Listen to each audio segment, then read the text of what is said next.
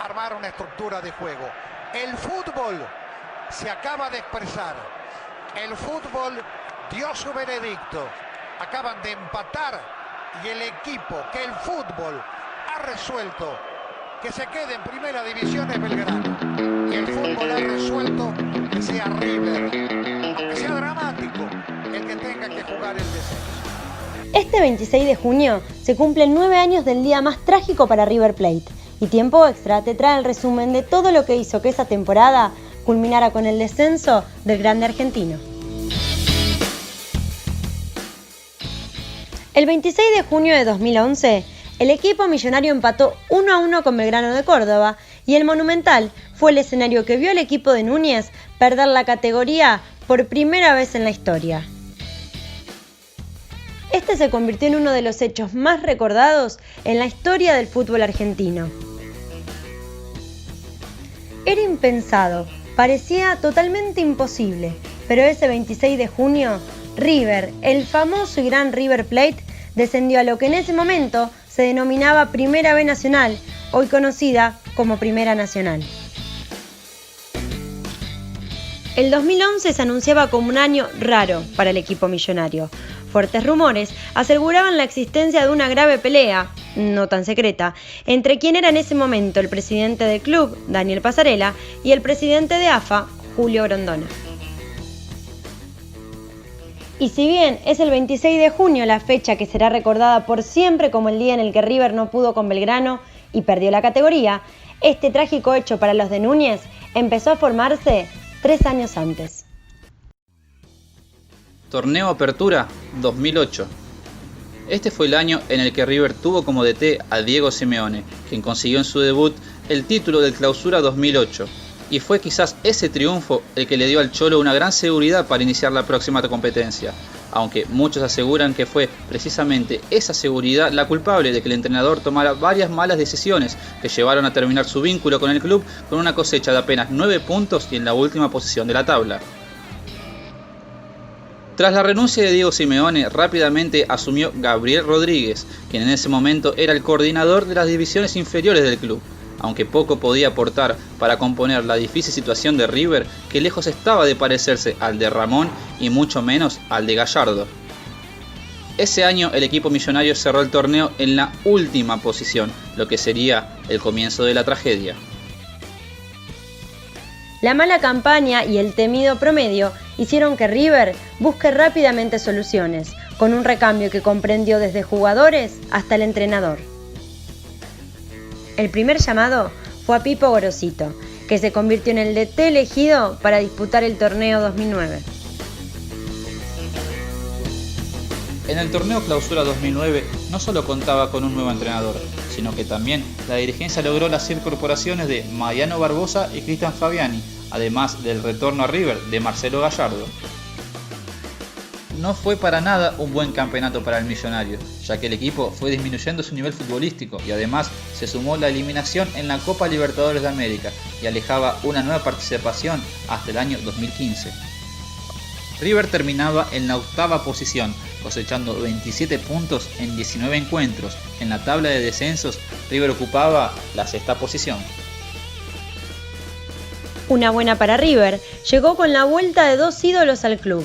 Matías Almeida, luego de estar 3 años retirado, y Ariel Ortega, tras concluir su cesión a Independiente Rivadavia de la Segunda División, trajeron de regreso la alegría. Torneo Apertura 2009. Empezó el viernes 21 de agosto de 2009. En Núñez se conoció el fin de la era Gorosito. Fue en la 7ª fecha que una derrota contra San Lorenzo terminó con la dimisión de Pipo de la dirección técnica del millonario. Pero la salida de Gorosito era solo la punta del iceberg que anunciaba el final de River en la elite del fútbol argentino. En ese momento, el club era atravesado por un caos múltiple debido a las anteriores malas campañas, la eliminación temprana de la Copa, la falta de refuerzos de jerarquía y el miedo al promedio. Y a todo esto, sumale la presión de la hinchada por los flojos rendimientos del plantel. Después de la 9ª fecha del campeonato, River presentó al sucesor de Pipo.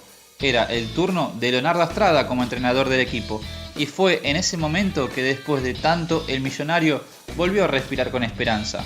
El equipo comenzó a mostrar mejorías, sobre todo en la parte defensiva. El 5 de diciembre de 2009 hubo elecciones para elegir al nuevo presidente del club. El ganador fue Daniel Passarella, que superó por 6 votos al candidato Rodolfo D'Onofrio. Passarella no la tenía nada fácil, ya que cuando asumió, encontró una institución con numerosos problemas que había dejado la presidencia de Aguilar. En primera instancia, y como una de las mayores preocupaciones para el club, el equipo arrancaría el siguiente año muy mal posicionado en la tabla de los descensos, y aunque todavía faltaban definirse los del 2010, esta problemática que parecía estar en ascenso encendió las alarmas. A pesar de que los dirigentes ya sospechaban lo que se avecinaba, algunos fanáticos de River encontraban la posibilidad del descenso muy lejana, casi imposible. ¿Y cómo podía ser cierto? River, el gran River Plate que contaba con más de 100 años de historia, que se posicionaba entre los únicos 2 grandes argentinos que jamás habían descendido, sería ahora el protagonista de la tragedia futbolística del 2011. Y mientras que la relación entre el club y los hinchas se tornaba difícil, se disputó la segunda parte de la temporada 2009-2010 de la Primera División Argentina. Daniel Passarella consiguió la adquisición de algunos jugadores, entre ellos Rodrigo Rojas, que fueron solicitados por aquel entonces DT de River, Leonardo Astrada. Pero como todo marchaba mal, fue el negro quien renunció a su cargo en la fecha 14. El relevo fue Ángel Capa, quien le devolvió a Millonarios la victoria, venciendo a Godoy Cruz, Vélez Sarsfield y Racing en las posteriores fechas del torneo. Pero como dicen, quien mal anda, mal acaba, River cayó ante Tigre por 5-1 en el Monumental, dejando una pobre imagen que no hizo más que aumentar la preocupación de los dirigentes, los jugadores y los hinchas. River cerró aquel clausura 2010 en el puesto número 13 y 12º en la tabla de porcentual. En el sistema de promedios ya no se tendría en cuenta el puntaje obtenido en la campaña 2008, que había tenido a River como campeón, por lo que el Millonario arrancó la temporada en la última plaza de la tabla porcentual y en zona de descenso directo. Y fue en este momento que hasta quienes eran escépticos a la idea de un descenso empezaron a preocuparse. El grave problema de los promedios hizo que el club se vea obligado a la adquisición de refuerzos. Jugadores como Juan Pablo Carrizo, Mariano Pavone, Jonathan Maidana, entre otros, llegaron a River para disputar el torneo Apertura 2010. Este torneo también fue denominado Juego del Bicentenario Apertura 2010.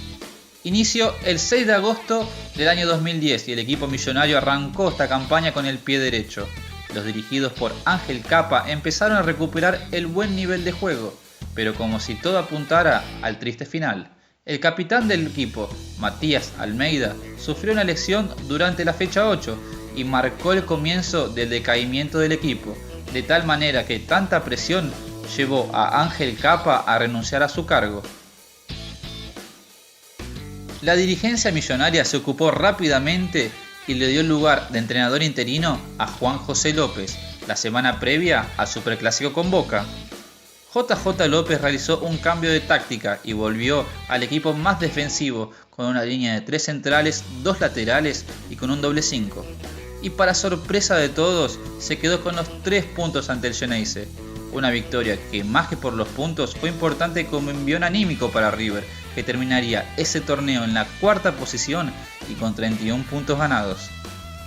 En Núñez, desde los jugadores hasta la dirigencia, pasando por los hinchas y la barra brava, todos respiraban tranquilidad.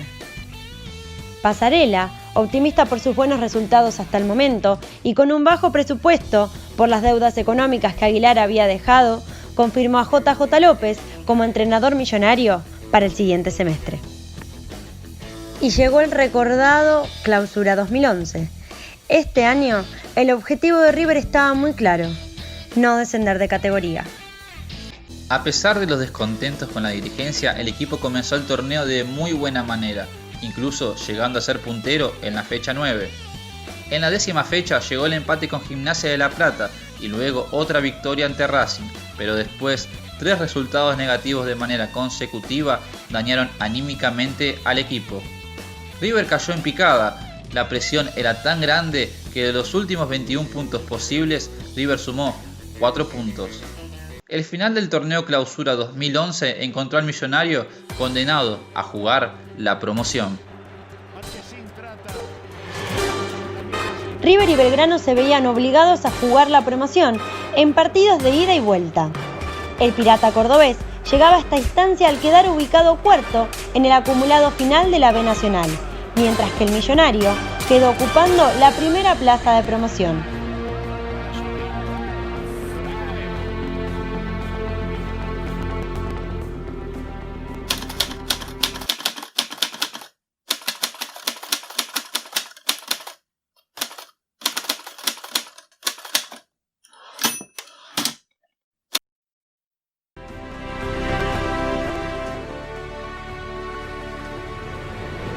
En el estadio Julio César Villagra, el entrenador JJ López sorprendió con un equipo integrado por muchos juveniles, mientras que Belgrano aprovechó el evidente nerviosismo del equipo de Núñez y se impuso por 2 goles.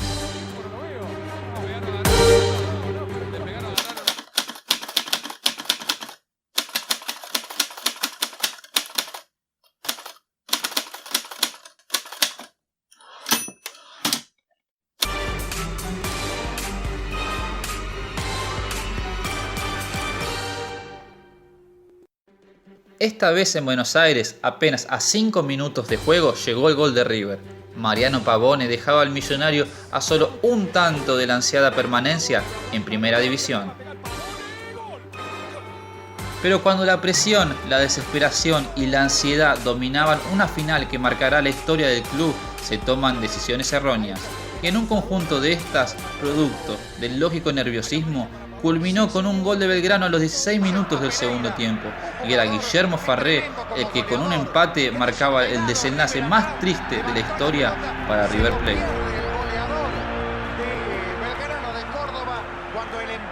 A los 24 minutos, la esperanza se asomó en todas las tribunas del Monumental, porque ahora los dirigidos por López tenían la chance de patear desde el punto penal. El encargado es Pavone.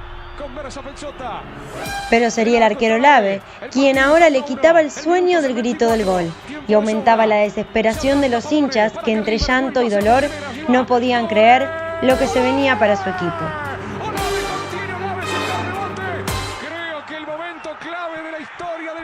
El golpe fue tan duro que en los minutos que siguieron River no encontró reacción. Tan duro fue que faltando solo algunos minutos para el final del encuentro, la bronca de los fanáticos se convirtió en protagonista.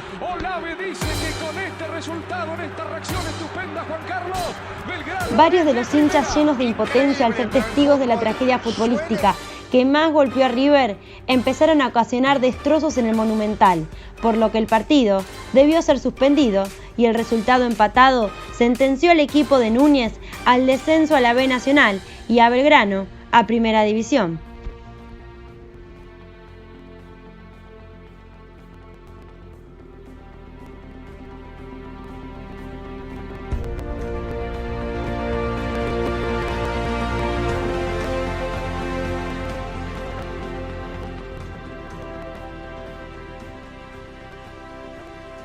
Sin dudas, el 26 de junio siempre será un día tristemente recordado por los hinchas de River.